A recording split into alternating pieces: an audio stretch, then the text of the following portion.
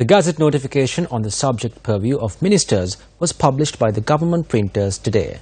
According to the Gazette, the functions of a number of ministries and institutions have been amended. 20 institutions will come under the purview of the Ministry of Policy Planning and Economic Affairs, which is under Prime Minister Ranil Wickremesinghe. The Central Bank of Sri Lanka, the Securities and Exchange Commission and the Employees Trust Fund will come under the purview of the Prime Minister. In addition, the National Youth Services Council and all other youth-related institutions will come under the purview of the Prime Minister. All institutions relating to transport, including buses, private buses, train travel and air travel, will come under the Ministry of Transport. Minister of Transport Nimal Siripal de Silva will also overlook the Airport and Aviation Services Limited and Civil Aviation Authority of Sri Lanka. However, Sri Lankan Airlines and Mihin Lanka will come under the purview of Minister of Public Enterprise Development Kabir Hashim. All state banks and companies and institutions that are administered by the state banks will come under the purview of Minister Kabir Hashim. Minister of Finance Ravi Karunanayake has been given 26 institutions including the Treasury and its departments, the Inland Revenue Department, Valuation Department and Sri Lanka Customs. The minister is also in charge of the Insurance Board of Sri Lanka, Excise Department and National Lotteries Board. Minister of University Education and Highways Lakshman Kiriyala has been vested with the task of broadening the avenues to access higher education as well as creating a national road system of high standards through a balanced development.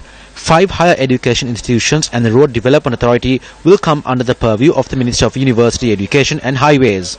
The Urban Development Authority will come under the purview of Megapolis and Western Province Development Minister Partli Champika Ranawaka. The Kottawa Kaduwala and Kadawada Urban Development Project will come under the purview of Minister Champika Ranawaka. 12 institutions will come under the purview of Minister of Housing and Construction Sajid Premadasa. The minister is vested with the task of implementing housing aid programs as well as propose housing schemes for low-income earners and special community groups.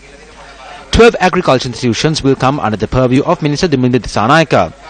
All fertilizer companies will come under the purview of the Ministry of Agriculture, while the Paddy Marketing Board will come under the purview of Minister of Rural Economy P. Harrison.